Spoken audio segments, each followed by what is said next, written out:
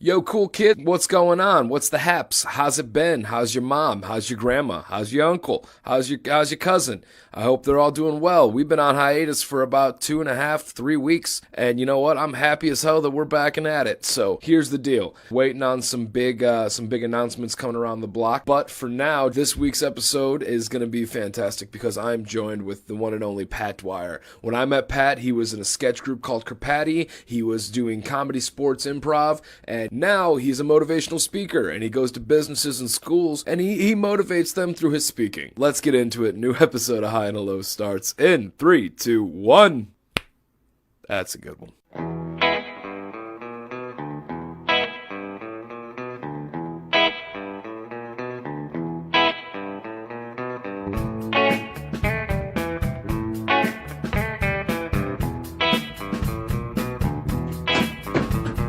As I drop everything.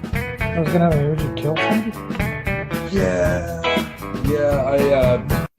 Hey everybody, welcome to another episode of High and Hello. My guest today is a comedian out of Chicago, originally from Boston. We're going to get to know him a little bit more. Ladies and gentlemen, everything in between, put your hands together, slap those mittens, cats and kittens, for Mr. Pat Dwyer. Pat, how you doing today, buddy? I'm great. How are you, bud? Fantastic, man. So you're now in Wisconsin, right? I sure am. Yeah, right over the border, just up in Milwaukee. How long you been up there so far? A little over a year, I think. I truthfully, I was working in downtown Chicago pretty regularly until recently, and so I was taking the train back and forth every day. So it really just felt like I was in the burbs. Oh, burb life. That's a fear of mine, man. I don't know. You got the family though, so I guess it works out, right? Well, yeah. I mean, you gotta. If you can't put the kids in a cupboard in the city, you might as well put them in a. Yeah, you're living up to the comedy, intro. I'm trying our best, man. I'm trying the best. Let's dive into it, man. Where are you from originally? So originally, I grew up in Boston, actually, and then moved around a little bit in the New England area. Then when I was in high school, made it all the way to Cincinnati, which I don't recommend to anyone. And then after that, I made my way to Chicago after some other things here and there. Nice, man. Well, we're gonna focus on your upbringing for a little bit. What were your parents like? What'd they do for a living? Well, let's see. My dad worked as a CEO for a couple different companies as I was growing up. When we were in Boston, he ran a fish distribution company. When we lived in, other parts of Massachusetts, he worked for a cracker company. Saltine, like? Yeah, I mean, basically, it was like crackers for cheeses and things. Predominantly. And then, what else did he do? Oh, when we went to Cincinnati, he worked for a company that made MREs, so meals ready to eat. It's like military food for the military. Where you just add a cup of water to it and it starts steaming up right in front of you. Yep, exactly. Yeah, so that was a whole business. Yeah, it was good for Boy Scout camping, I'll tell you. Every time we went out for Boy Scouts. Were you a Boy Scout? Oh yeah, I'm an Eagle Scout, in fact. Really? Yeah, sure am. How many years do you have to be in the Scouts to become an Eagle Scout again?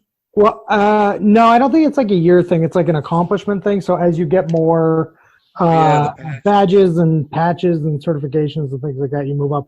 Now, that having been said, if you make it to 18 years old, they kind of like, you can't be a Boy Scout anymore.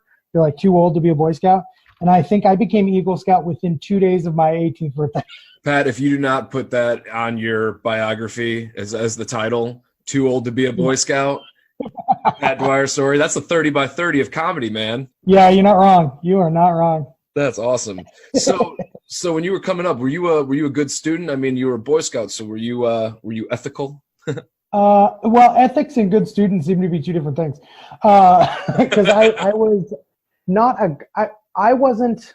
I will say this. I was not great at school because I was kind of bored by it. I certainly knew everything. I mean, I tested okay. I got, middle of the range grades. I wouldn't say I ever applied myself. Had I applied myself, I might have done a lot better in school, but it just wasn't really anything I really put a lot of stock into at the time. I mean, I'm a much older man now. So had I had the ability to go back, I probably would have done different things. But truthfully, I got pretty good at being social. I got pretty good at, making people giggle. And then... So were you the class clown? No. Well, not compared to others. But I certainly held my own, I suppose. I mean, I figured, so when I was a kid, we were moving around a lot. And I moved into a lot of different towns. as my dad's job switched, we switched schools. And so I got pretty good at making friends, I guess is the easiest way to say it. So we'd go to a new town and I'd figure out how to meet people and stuff like that. So. And that laid the foundation for everything that we're about to get into. Yeah, it turns out. So did you start performing in elementary school, or was that something you did later in high school? Well, yes and no. I mean, so I actually, when I was 4 years old, I saw the ballet on TV. It was like on PBS or whatever. They were doing the Nutcracker. And I decided I wanted to do the ballet. And my mother was supportive enough that she allowed me to take classes, and I took classes with the Boston Ballet. And I actually ended up being the youngest kid to ever be in the Boston Nutcracker. Really? Yeah. It turns out I can dance. Who knew that? And who knew that? I mean, when anybody on this podcast sees my picture, they go, "No, that guy's a ballet dancer." I'm not a ballet dancer now. No, man, you look like Benedict Cumberbatch. Don't tell them any different. Just throw some glasses on When you. did Benedict Cumberbatch get so chubby? Well, that's all right. We won't worry about it. He had some time off. He's not in this new Avengers movie too much. Oh, great. Okay. Well, The that robe was hides a lot. yeah. So yeah, I did ballet for a while. Did ballet probably for 10 years or something. I want to think. I think, or I want to say. I think that's What age did you start? 4. And I think I was 4? Yeah, I started at 4. Wow, man, you could barely walk, and you're learning how to what, plie, or I don't know any of the terminology. I shouldn't even have tried that. No, I'm pleased, right? Yeah, no, you're good. Oh, rock on! Yeah. Is it? Yeah, that's one of Hell them. yeah. Okay, cool. I know my stuff. Yeah, you're all over that French, dude. I get it. Little Larry King Jr. Yeah. So you started that when you were 4. Would you say that was your first passion? Well, yeah, I suppose. I mean, at a certain point with ballet, I was doing it like 6 days a week. I was seriously training, but I think at a certain point they came to my mother and were like, "Listen, this guy's got a bit of a football player build. He doesn't really have a ballet dancer build. So this probably isn't going to work out long term because we can't really make him into a ballet dancer if he's stocky." So that was not going to happen. After hearing that, then did your parents try to gravitate you towards sports, or did they kind of just sit back and let you develop and choose your own paths? Just say yes. They just stepped back. Yeah. That's cool. That's fair. Yeah. No, I didn't really do. I mean, I remember doing one community theater play, but I think that was while I was still doing ballet, and then I didn't really touch theater very much outside of like maybe an occasional school thing until high school, and then really wanted to get involved in the plays. I had done the band for 2 years of my high school. Oh, nice. What'd you learn to play? I don't think I actually ever learned to play anything, but I played trombone, and then I played a mellophone, which is like a marching French horn. Right on. So I played that for a while. But I don't know if I really ever truly learned either of those instruments. You just kind of played along. Yeah, I actually have. It's really good now for singing and things like that. I've got a really good ear, so I can match pitch very easily, which has helped me because I was faking my way through music, or faking my way through those instruments. And so I got really good at hearing everybody around me and then matching the pitch. So every time I had a music reading test, I failed miserably, but I could keep up with everybody else. Interesting, man. So after high school, did you have a pretty set course on where you wanted to go as far as schooling, or like a military option, or did you have a plan? Yeah, well, sort of. I mean, one of the things that I did when I got into college was I tried as many different general ed classes as I could in many different iterations of general ed classes to try to figure out what I wanted to do. I mean, I think I went into school undeclared because I kind of knew I didn't know what I wanted to do with my life, but I knew I probably should go to college. And I ended up taking a comparative political science class. So it was a comparative government, I think is what it was. So it was all the different governments in the world and how their constitutions compared to one another, and some of the history behind that stuff. And I immediately fell in love with political science and studied political science. And that begot me learning some languages and thinking I was going to go into the State Department. And I really wanted to have a decent resume to go to the State Department, which actually led me to, I was in the Peace Corps after college, partially because I really wanted to do the Peace Corps. Kennedy started it, and I'm a nice little Irish Catholic boy from Boston. Like, this is the thing that happened. You have to go to the Peace Corps. So, right. Yeah, I ended up in the Peace Corps in Africa, in West Africa, and Mauritania, West Africa, for it should have been 2 years, but it ended up being about 6 months, or no, 5 months, 6 months, because I got dysentery 3 times in a row. You got dysentery 3 times in a row? Yeah, I sure did. Yeah, I lost 60 pounds in a month and a half. And whoa, time out. You said you were there for how long? Because normally you were going to do a 2-year stay, and you were there for what, 6 months? 6 months, yep. And you got dysentery, what, every 2 months? Yeah, basically. Well, I mean, truthfully, it didn't start right away. So it was probably like 3 weeks on, a week off, 3 weeks on, a week off. So yeah, it was an interesting time. I'll say that. But I mean, between losing, I will say this: when you're learning the language and you're getting used, I mean, it was 130 degrees there on a cold day. So between the language and the heat, like I was in the desert. Between that and the language and the culture and the heat and everything else, like my having dysentery just turned out to be like another thing that was going on. It wasn't, for me, stopping me from doing anything. It was just like, oh, okay, I just got to get rid of all the liquid in my body. Yeah, it's like, hold on a second, I got to go change my pants again. It's just, it is what it is. You just kind of, you swing with it. The problem for me really was as my body got weaker, I started to lose motor function a little bit. So I would trip and not be able to catch myself, or I would forget where I was for a minute and then have to shake my head and remember. I remember at one point I was sitting in our class to learn language, and I was I was kind of out of it. And my group was like, hey, you should probably go to the doctor. I'm like, they're just going to send me back out here again, because the Peace Corps where I was had a bit of a tough love kind of scenario. It probably pushed me a little bit further than it should have. But I'm just picturing Book of Mormon, man, because you're one of the nicest people I've ever met. Just genuinely beautifully kind person, and I want good things to happen to you, Pat. I just want good things to happen. Well, thank you for that, buddy.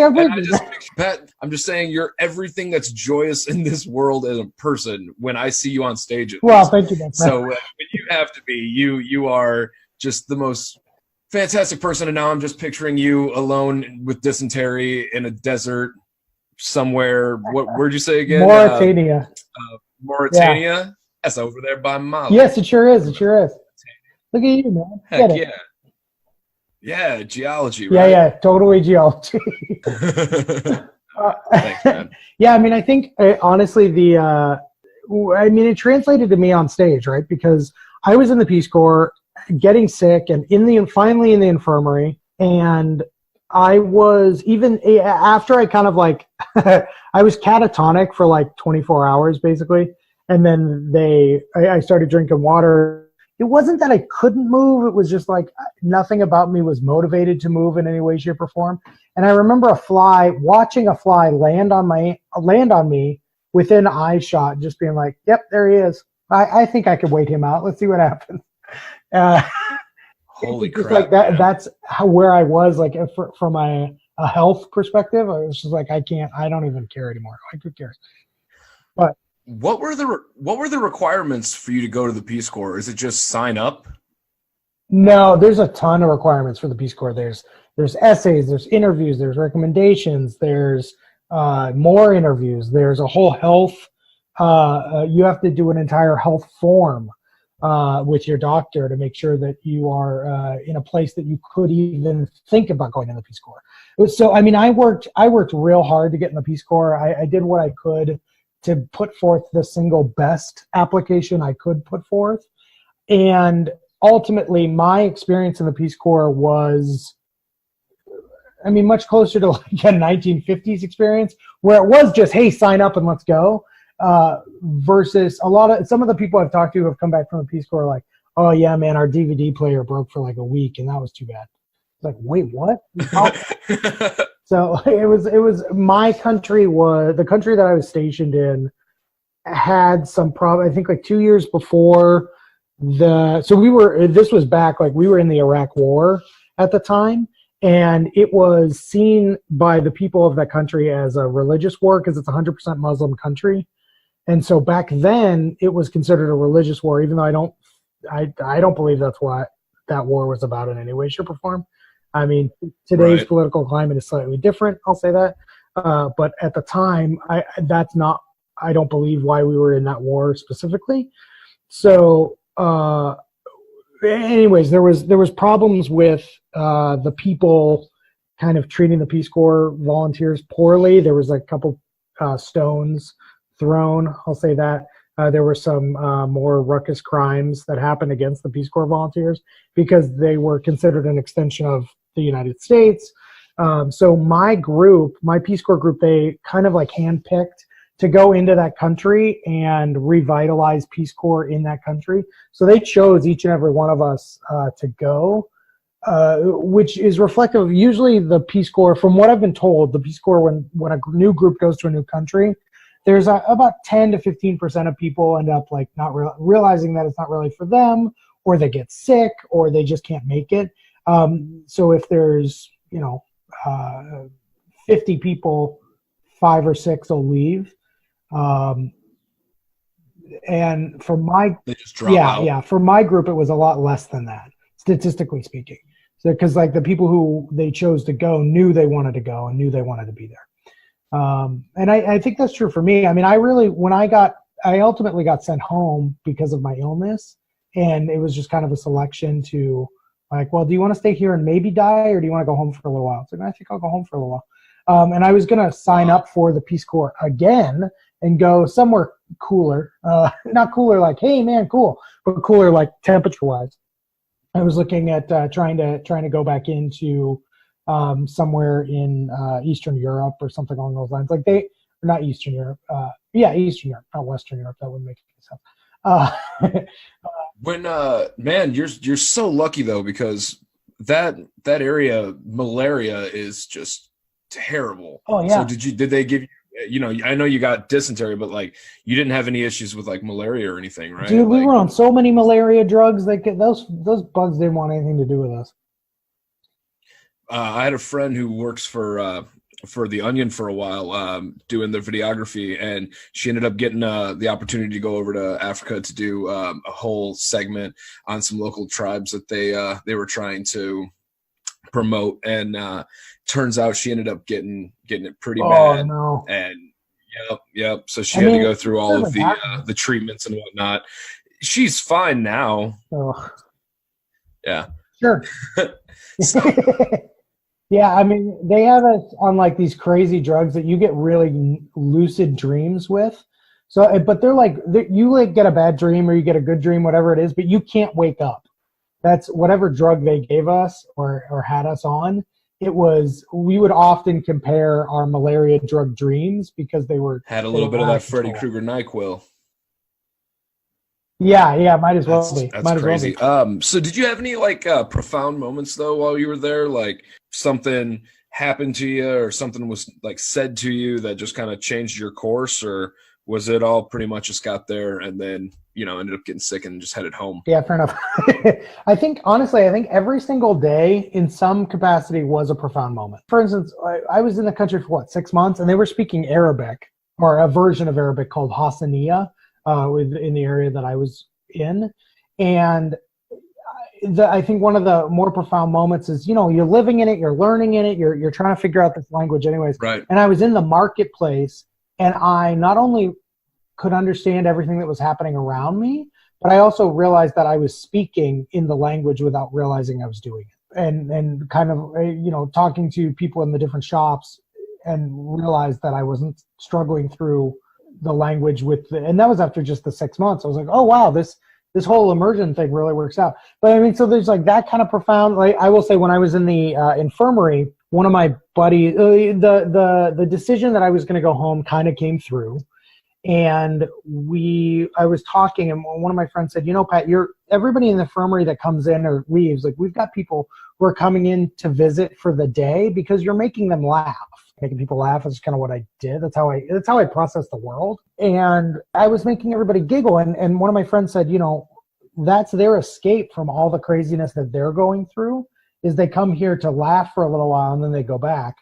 And they're visiting you, but what they're really doing is laughing. And if you could do that, maybe that's what you should be doing for work. And maybe that's the thing that you can give to the world. That's the thing that's uniquely you. And I kind of thought that was great, but I didn't have any desire to do stand-up comedy or anything like that. And he had actually suggested Second City as a option. And I knew a little bit about improv from high school improv team or whatever else, but I didn't know really anything about improv because I was so focused on the State Department and things like that.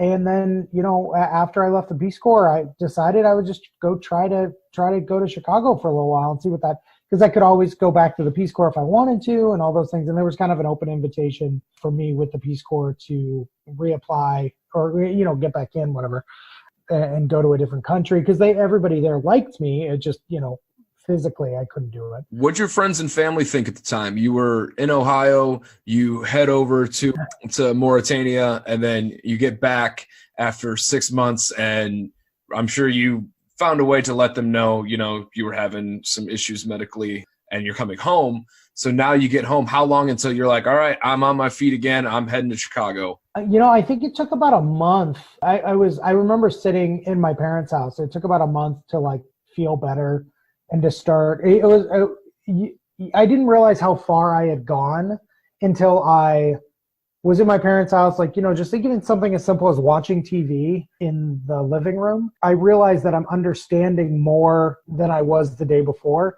because my body started to heal. And so things that were very complicated to figure out, for my brain to figure out, something as simple as wait, what is that commercial about? Because I was so out of it, started to make sense again. So, but that whole recovery process and all those doctor visits, probably about a month and a half, something like that. And then ultimately what ended up happening was I took a backpack and a duffel bag and I just went to Chicago. This is like Forrest Gump of comedy. Oh gosh, I hope so. I went here and then I decided I'm just going to run to Chicago, and then you ran over here and you made funny. Oh my gosh, man. Yeah, I just figured it out. It actually worked out because when I got to Chicago, I stayed in a hostel up by Loyola for a couple weeks until I kind of got to the point where they're like, you can't stay here any longer. There's a limit. And then luckily one of my buddies from the Peace Corps had a house in Chicago that he wasn't using because he was in the Peace Corps. And he said, my cousin's staying there. Why don't you just go stay there for free? So I stayed at my buddy's house in Lincoln Park for, oh gosh, I want to say 7 or 8 months. Do you still keep up with friends from the Peace Corps? Yeah, a few of them. One of my buddies from San Francisco named Jay, I get to see every once in a while because he does quite a bit of traveling still.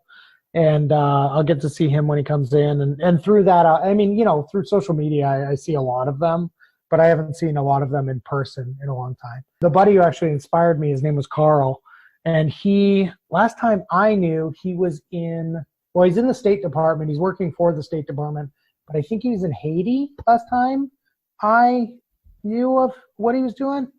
Yeah, I don't know how long ago that was. He might be somewhere else now because they will restation you in different countries occasionally. So he and his wife, Julia, maybe somewhere else. I don't know.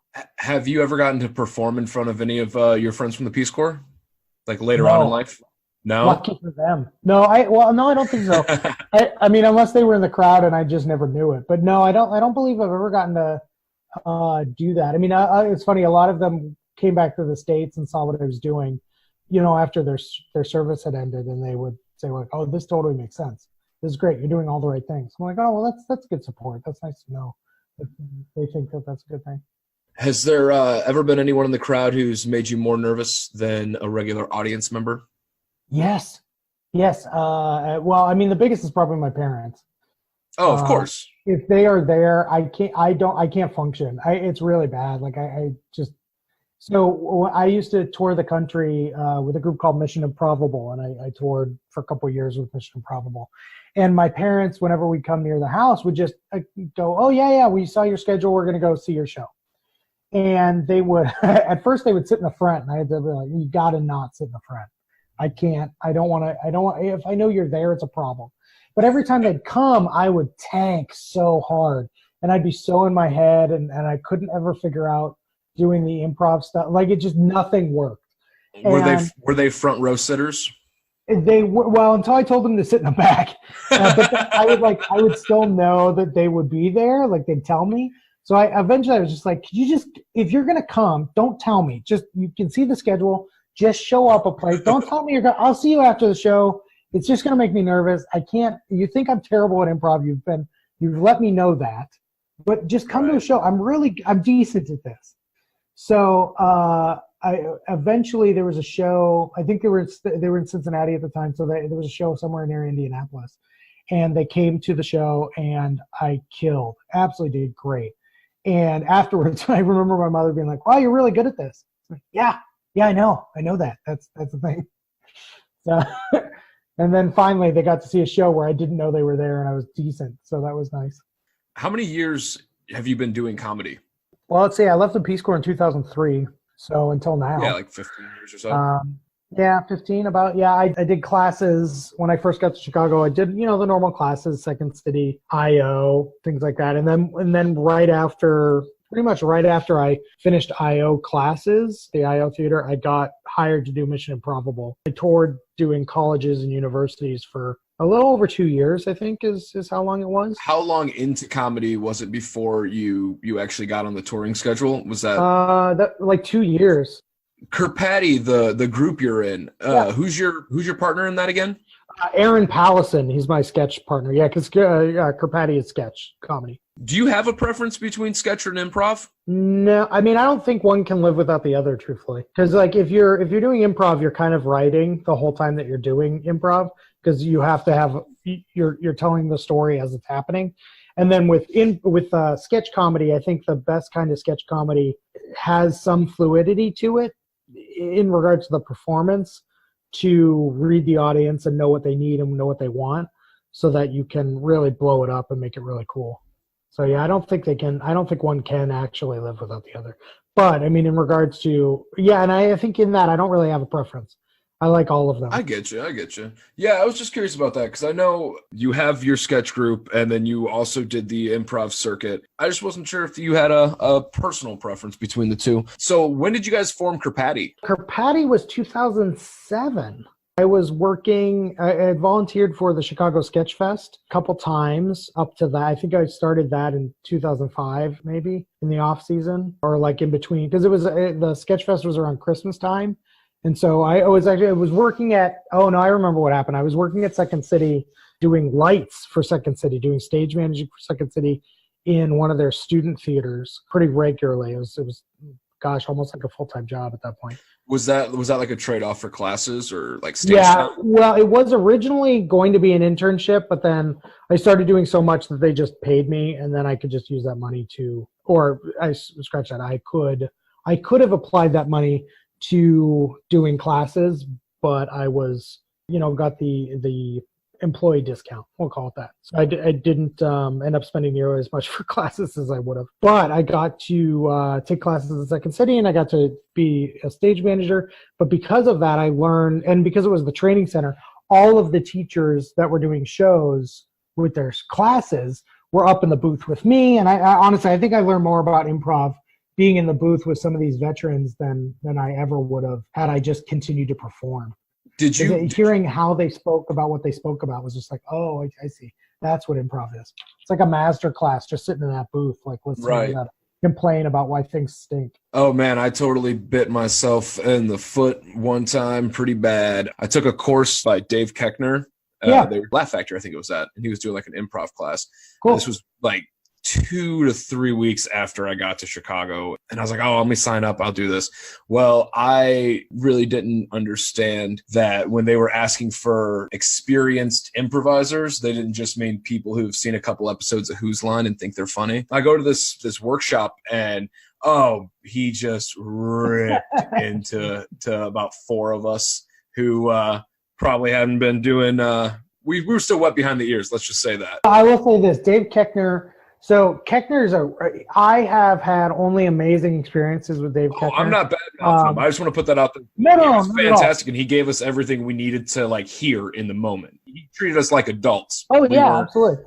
Well, I mean, the IO Theater years ago had like their 25th anniversary of the IO Theater. It was like a celebration or 20th anniversary. I don't remember. But it was at the Chicago Theater. And they did this big, massive show at the Chicago Theater. And the sound system was not tested correctly and crapped out on everybody. So in this massive theater, nobody could be heard. And there were just a litany of famous people backstage. Rachel Dratch, Horatio Sands, Mike Myers was there, Amy Poehler, Tina Fey, like pretty much all these people that now are just absolutely massive, all came out of IO. And they all were there backstage. And I remember Dave Keckner, when the show started to really tank and the audience couldn't hear anything and the audience started to really, honestly started to boo and things like that because they were getting frustrated. Dave Keckner rallied all of these people to just play for the audience and say, we might be at a bit of a problem right now, but let's really go give these guys at least something because they came here and he rallied all the troops, and it was absolutely amazing to watch him blow this up. And then, watching these A-list performers go out and do everything that they could to win the audience and everything that they could do make that show everything that they could make it was really, really cool to see. And since that moment, every time I see Keckner, I'm just like, yeah, that guy, he's the leader of the group. And I like that. That's cool. Those are a neat thing. He was pretty much like the best coach us 15 kids could have had in that moment. Sure.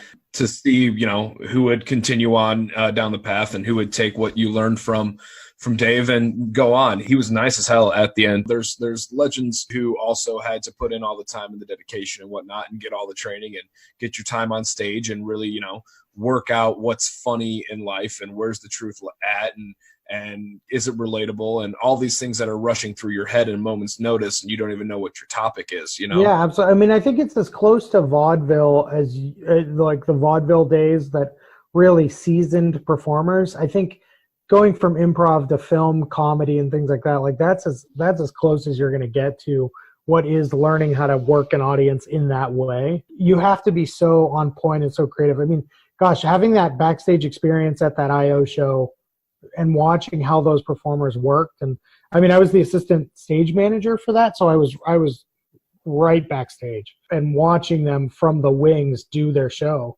It was really cool. It was a really cool experience to watch how they do what they do. That was neat.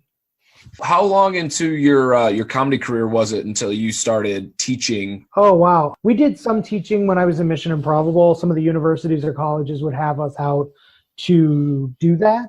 And so we'd do a workshop and then we'd do our show. So I think I probably started doing it then. But after Mission Improbable, I got hired for Comedy Sports. And after about a year or two, I started teaching for Comedy Sports and did that until I left Chicago. So it was, 10 years of teaching, something like that.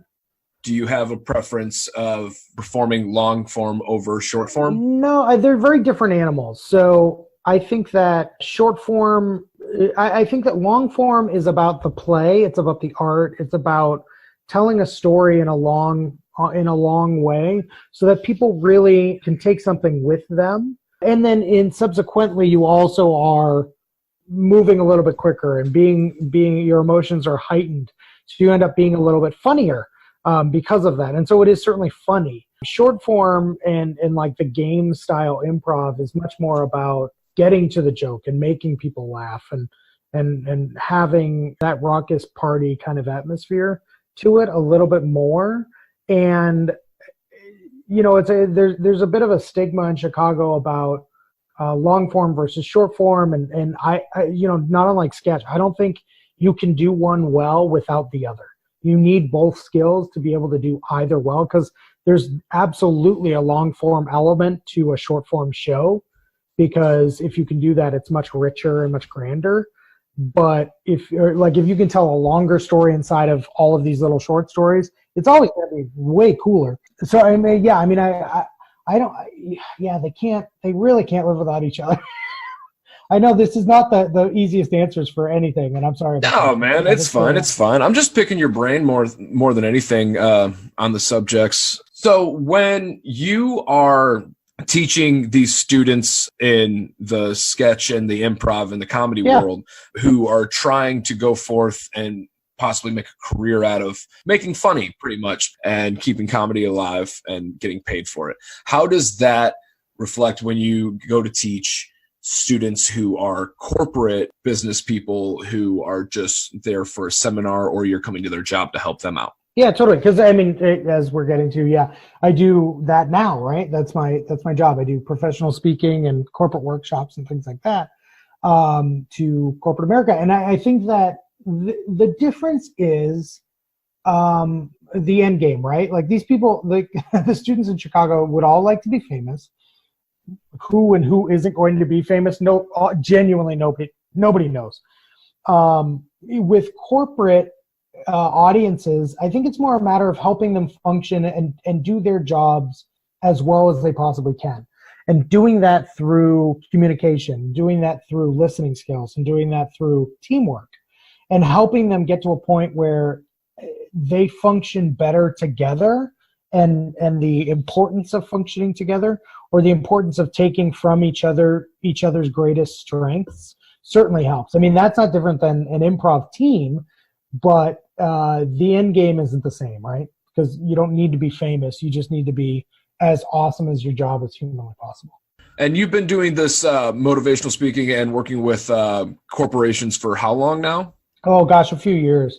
I mean, it started with when I was doing comedy sports and when I was doing Mission Improbable on the road. I mean, there is some corporate elements. I mean, with with comedy sports, quite a bit. There was a lot of corporate stuff with comedy sports that I would do and lead corporate workshops and lead speaking events and things like that, and directing for some of those speaking events and coaching for some of those speaking events was certainly something that would happen. But I mean, I think that's really where I started getting more and more into it. And now I'm doing it on my own and have been doing it for a little while on my own, and really enjoy it quite a bit. I mean, I really love working with those people, and I like being able to do keynote speech or do a workshop for people who and give them a boost in their lives, and give them a boost for something, let them laugh and let them play, and remind them that, you know, where we do find ourselves being super serious all the time because it's business, like you can just have a good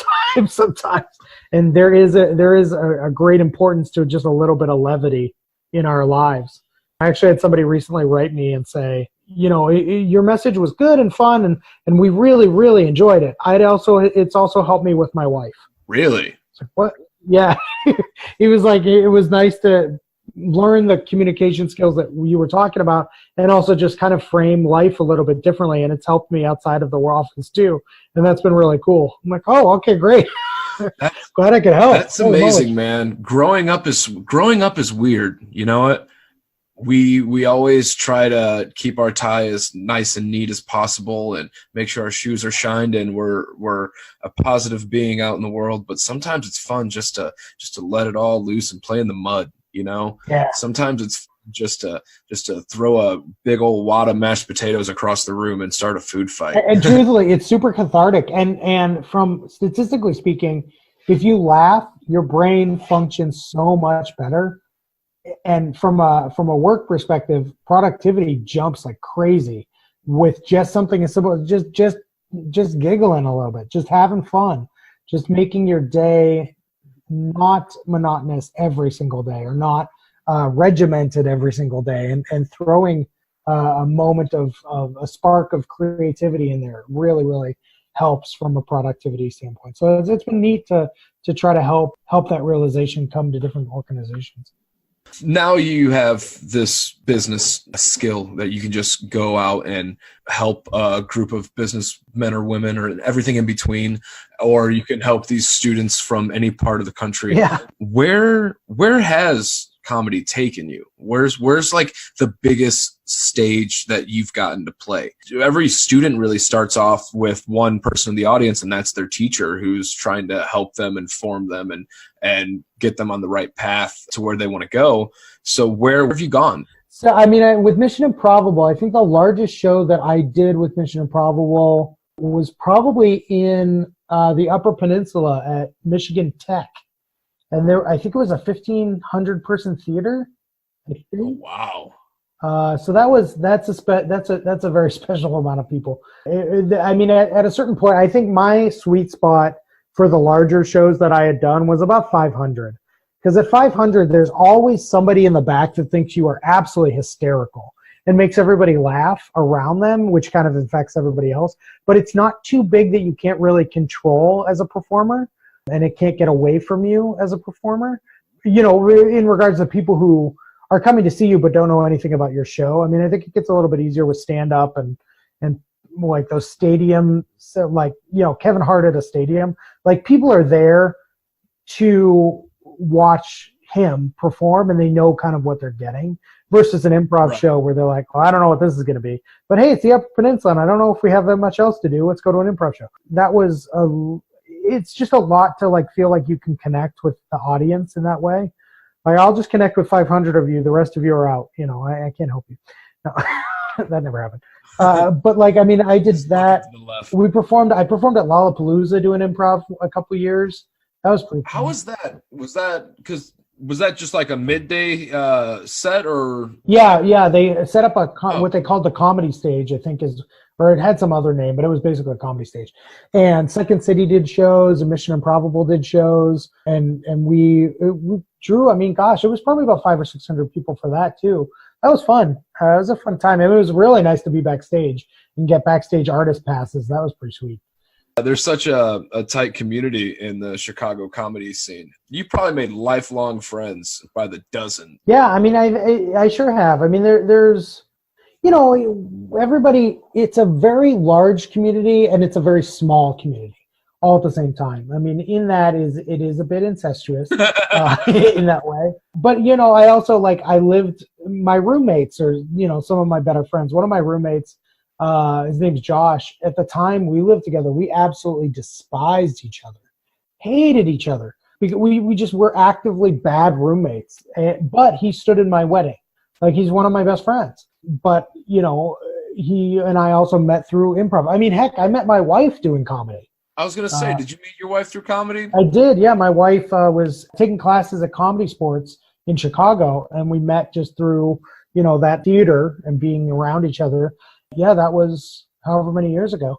Yeah, man, heck, she's great. It's nice. She never had aspirations to do improv or comedy, but she wanted the skills for speaking, for work, and things like that. So she gets it. She understands why I love it so much, but she doesn't have any desire to do it, which is also kind of nice because we can play and do jokes, and man, she makes me laugh so hard. She's such a great partner and such a great wife and such a great person. And I'm really lucky to be able to have that relationship, but also somebody who is, for lack of a better term, kind of a Mongol when it comes to comedy. Like, she's like, I should say that she's like a squib. Like, she gets it. She comes from the family, but she doesn't do it, it's nice to have that. I'm so happy you said that. How long you guys been together? Like, married? Married. We got married in 2012. Okay. So 6-7 years, give or take. Yeah, okay. I got married last year, so Oh, I'm coming up on my right. 1 year anniversary. And my wife, she is so witty and so quick, but she could care less about anything that has to do with comedy. She's hilarious. She can be like so fast with a joke, but if I'm like, hey, we should sit down and like watch this movie, this comedy or anything, she just wants nothing to do with comedy. And it's, in a weird way, kind of nice, because it's just like we have our separate interests, you know what I'm saying? Yeah, absolutely. We still come together, but she can go off and do her thing, and I can go off and do my thing. And so it's kind of nice not having somebody to compete with, if that makes sense. Yeah, that's very fair. I mean, I think I've, in that same realm, I think I've never negatively affected my wife in quite a number of different ways. But my wife don't talk to me anymore. I mean, specifically, like, if we watch an improv show, or if we go watch just a comedy movie, I treat comedy like a craft. It's very important to me to connect with the audience. I mean, I think that's kind of what the Peace Corps did for me, is like I'm doing and have tried to do comedy to help people. Like, I know as a comedian, I'm not a functioning member of society. Like, I'm just not. But what I am good at is helping the people who are functioning members of society escape their lives and then function better. If they can take that escape for just a couple of minutes, if I make them laugh, if I make them imagine and think of other things, they can be better. And I know that. But in that, I treat comedy like a craft, and I try to needle away at it, and it's very mathematical. And so you can do things better. You can always do better. And if it's a movie or it's an improv show, like I'm dissecting the whole thing. And my wife has started doing that as well. Which is not great for her, because she'll know when I do, like, how frustrated I am. If I'm watching something that I don't think is funny, I know why I don't think it's funny. But now she's started being able to do that too, and she'll say, I just wish this had happened, or I wish it could have done this because it could have really done these things. I'm like, yeah, I know. Oh my gosh! And so then we talk about comedy like it's an animal.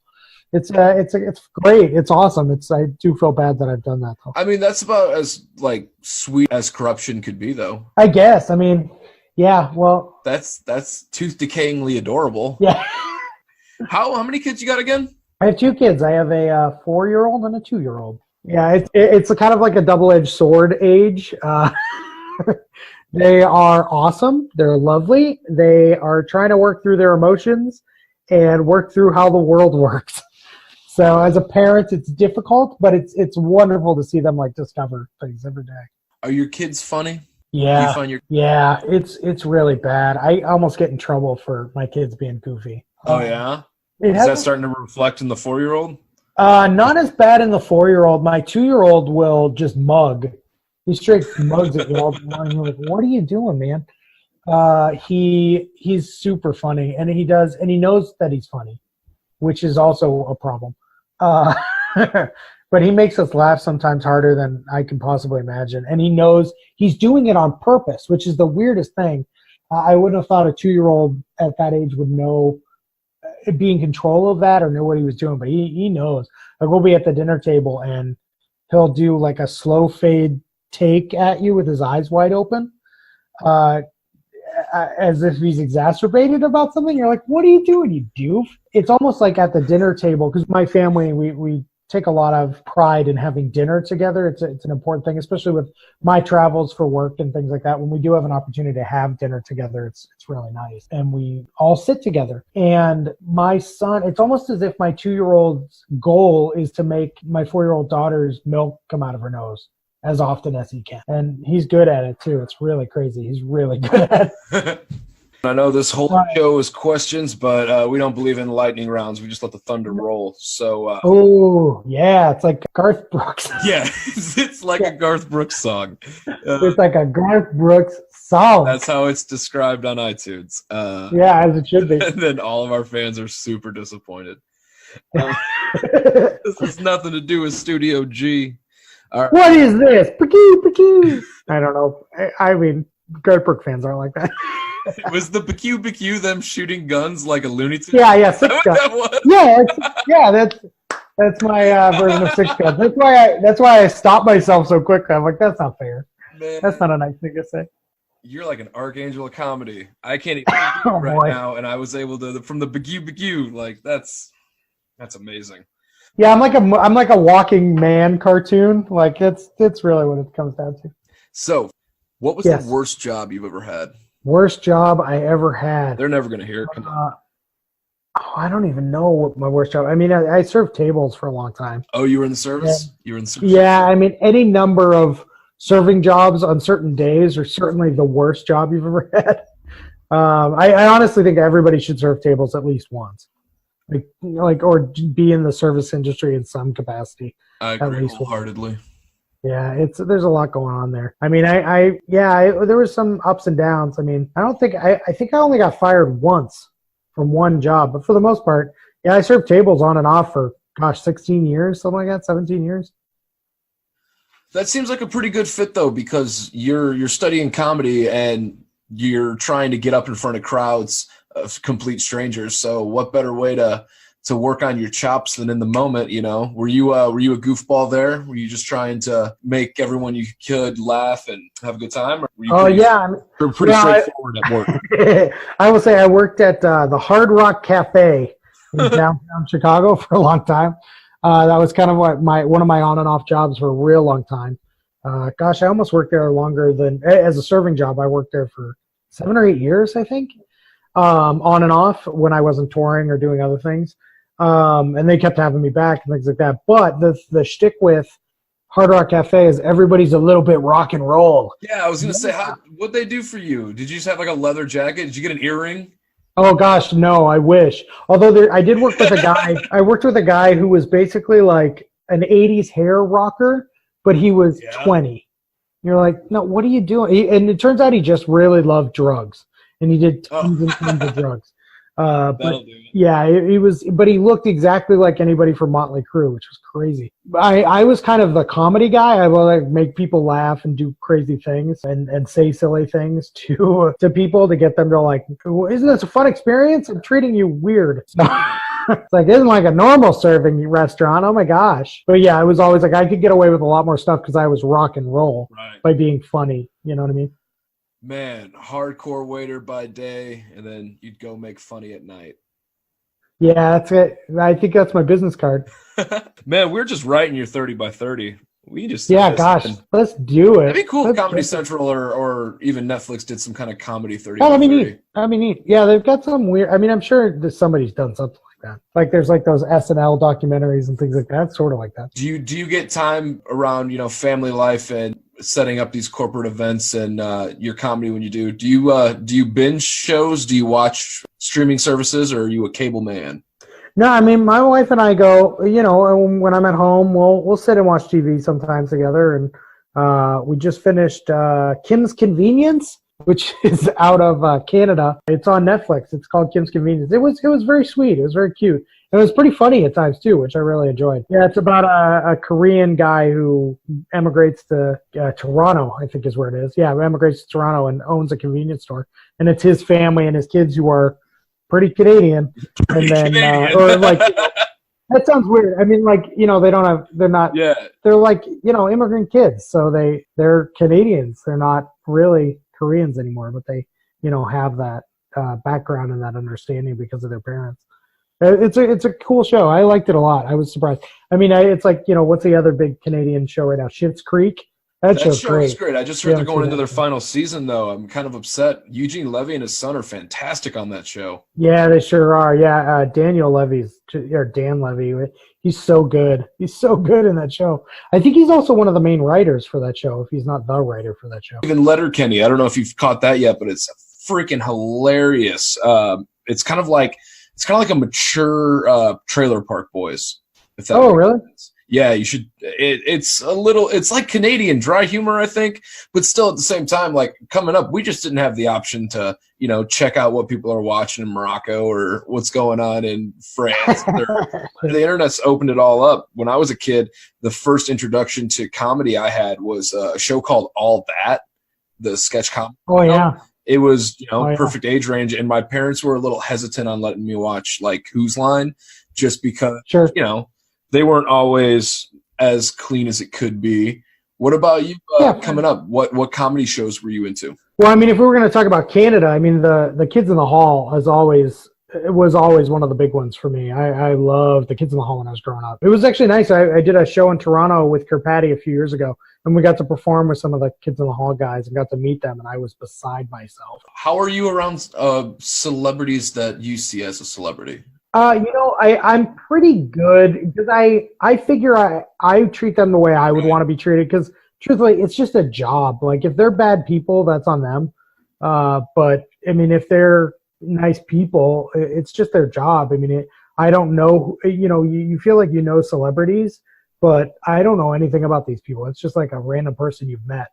So I try to treat them the way I would want to be treated, which is, respectfully, but also just like a normal person. I mean, that probably, depending upon the person, either they want to be treated like a celebrity or they don't. But I've never really ever done that. Actually, I got a good story for you. I'm going to take you for a minute here. When I was doing that IO 20th anniversary show, I was backstage and I was helping people with the sound system and the microphones and stuff like that. And Mike Myers was coming towards me with a bit of an entourage, and he came down the ramp that I was standing at the bottom of, and I said, "Hey, Mr. Myers, I need to get you a microphone for the show." And he was like, "Yeah, no, call me Mike, but also as long you can do whatever you want as long as I don't have to do scenes with that silly Tim Meadows." And was like, "Yeah, that Tim Meadows, he's such a jerk." And because Tim Meadows, I had just actually finished talking to Tim Meadows. He was standing right behind me. And he was talking to somebody else. I think he was talking to Rachel Dratch or something. And I turned and was like, "Oh, yeah, that Tim Meadows. Oh, he's such a jerk. I can't stand that guy." And Mike Myers said, "Yeah, hate him." And then we both kind of like looked at him, and Tim Meadows didn't hear us. And Mike Myers looks at me and he goes, "Hey, Pat, let's do it again." I was like, "What?"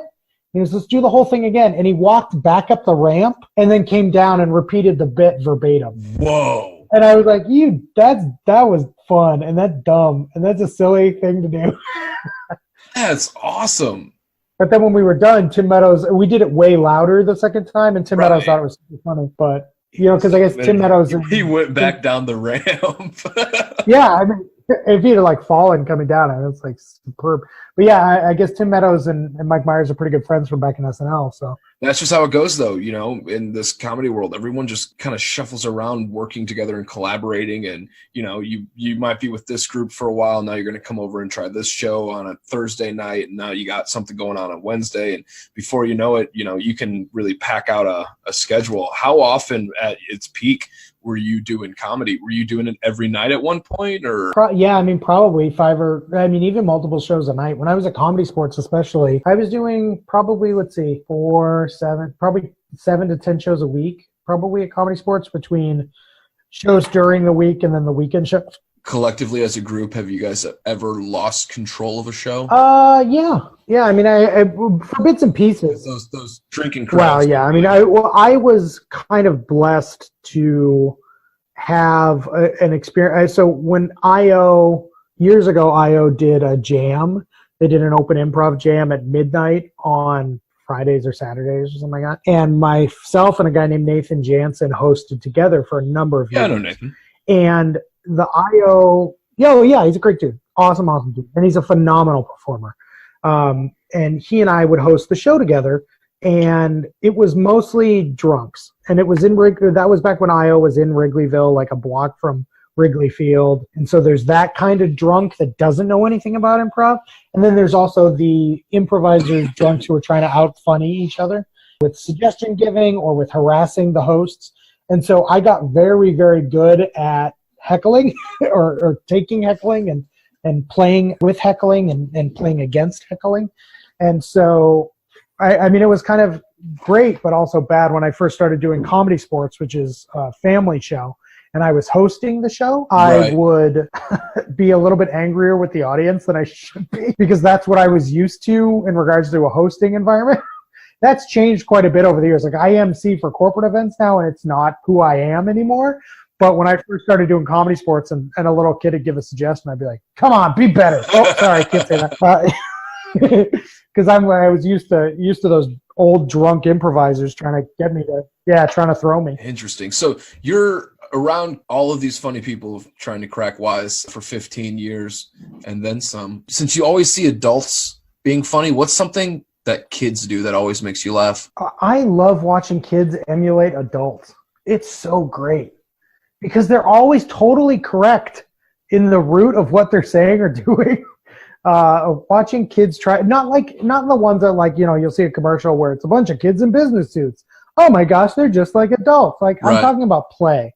Like genuine play where kids are like on the playground trying to play, we're going to play house or whatever else. Like watching how they interact with each other is amazing. I mean, I get to see it in my kids all the time, but watching children do that, and even I coached I stage directed first or stage managed first, but then also ended up coaching quite a few kids doing improv. And I can remember at Second City watching the youth program at Second City and watching some of the things that they do for improv. It was almost more pointed than some of the stuff I saw with the adults, because the adults are so far in their heads about if they're making the right choices and if they're doing the right things. And the kids just go for it. And the things that they do are just, nothing about them tells them to stop, and nothing about them tells them that they're wrong or that they're getting judged. So they just play to 150%, and it's so amazing to watch. What's the funniest movie you've ever seen? Or it can just be, the movie that always makes you laugh. Top Secret is the first thing that pops in my head. I mean, in regards to like my favorite, I don't know. There's like one that's really made a deep impact on me in regards to what I think is super duper funny or way. It's all a combination of 150,000 different things that I take little bits and pieces from. And I mean, I definitely lean more on the very playful, very jovial side of comedy. Like I prefer that in regards to performing. But the things that I see and do that I wish I could be able to accomplish a little bit more. There's some stand-up guys that's just like, man, that's such a good job. I wish I could tell jokes like that. But also I know that I'm good at telling jokes the way that I tell jokes, and that's okay too. Brian Regan, if y'all don't know Brian Regan, oh my gosh, he's so funny. I'm glad you mentioned Brian Regan. So hard. Because that's always the comedian I've associated you with. I've never really seen you. Oh, really? Yeah, I've never really seen you do much dirty material, or like the shows you've always done have always been, at least that I've seen, fairly clean. I don't even know if I've heard you curse, man.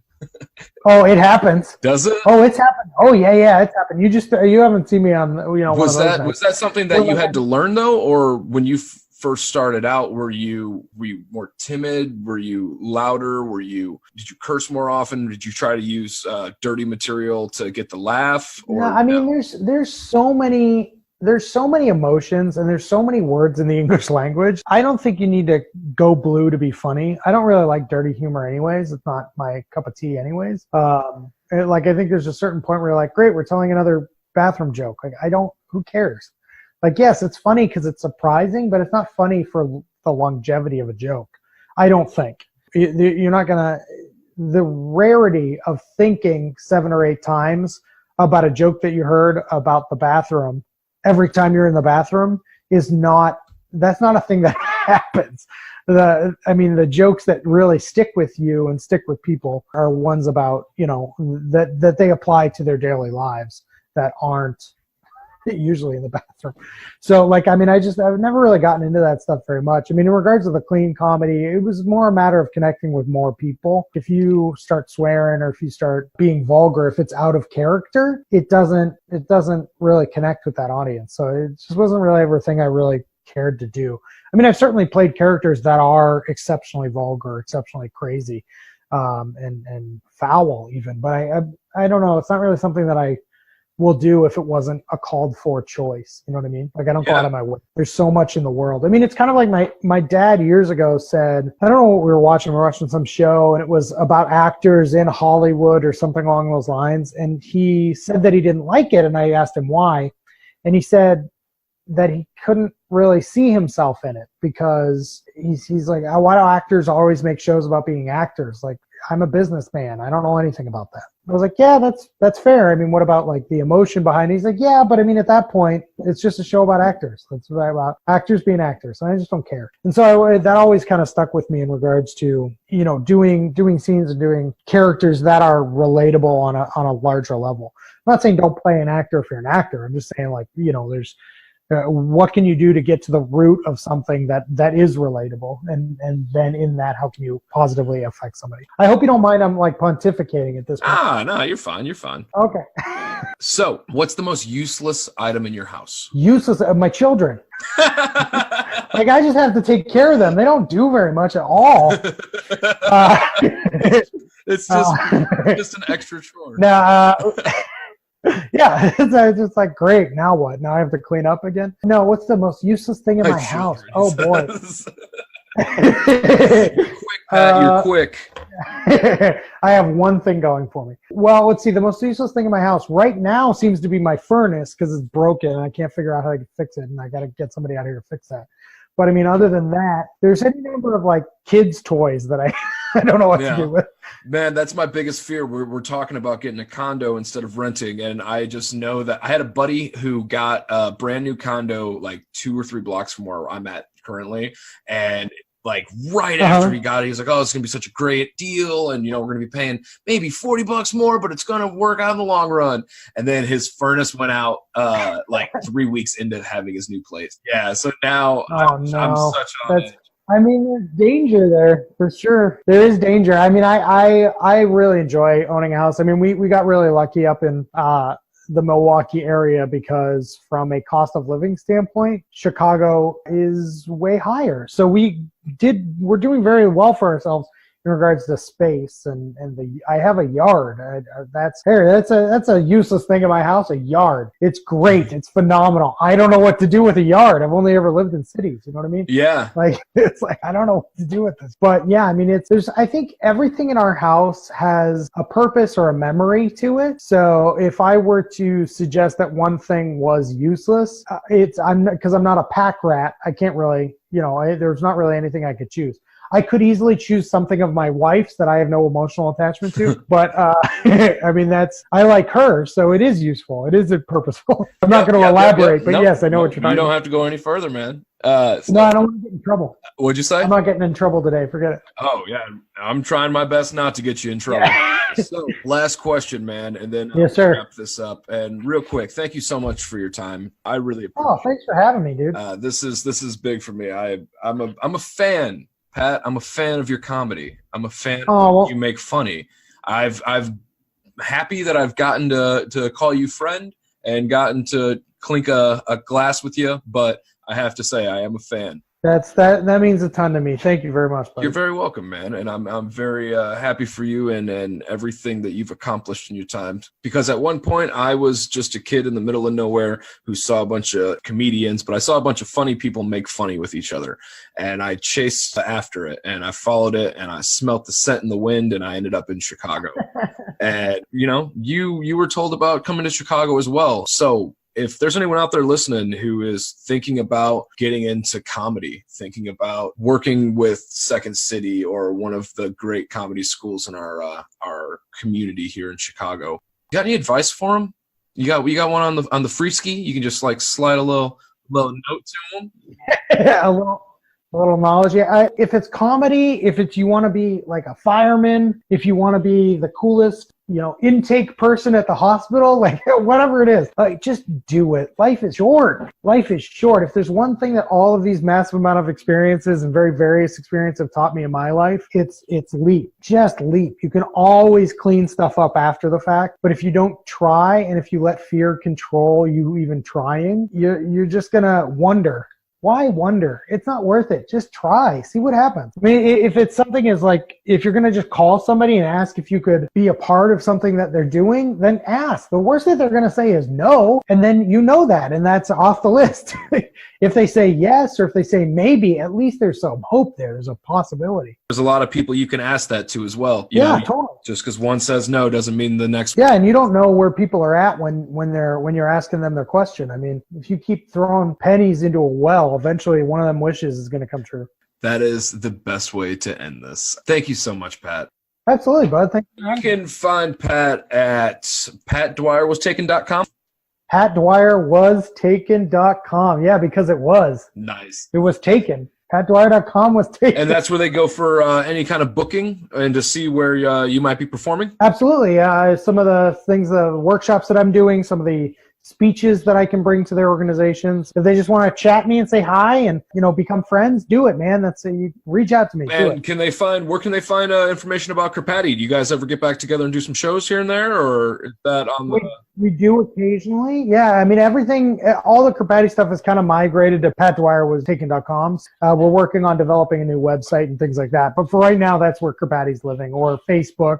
Okay, cool. Or, you can find us at Kirkpatrick's, plural. But you can also find me at I Know Pat Dwyer, at I Know Pat Dwyer, where on all social media platforms. I Know Pat Dwyer. Right on. Well, there it is. Thank you very much. Folks at home, I hope you enjoyed this episode. And once again, check out Pat on all social medias. There's YouTube. Find him. Enjoy. Laugh, laugh, laugh. All right. Bye. Later, everybody. Thanks again, man. Thank you for having me. Wasn't that a blasty blast, folks? Thank you again, Pat. I really appreciate you taking time out to sit down and talk with me, and I can't wait to have you on again. Other than that, folks, we said it 1,000 times, but I'll just say it one more for safety. If you want to find Pat, check out patdwyerwastaken.com. If you want to get a hold of him for any of the services he provides, if you need somebody to come and talk to your office and get everybody back in a proper mindset, get everybody back on track, shake loose everything that's holding them down, and prepare to start the new day with some vigor in them. I think that's the word. Maybe. Get a hold of Pat. Pat's got a better vocabulary than me. You heard it on the show. So thank you all very much. Next week, we got a special treat for you. I got a few buddies from the new film High on the Hog that are going to be chatting with us, and we're going to get the 411 on that soon-to-be 420 classic. All right, be good, be safe, be kind to each other. We love you. Catch you later. We're back. Goddamn right we're back. Oh, señorita, llama la policía. Bebida o tequila, loco de alegría. Oh, señorita, policía, wunderbar.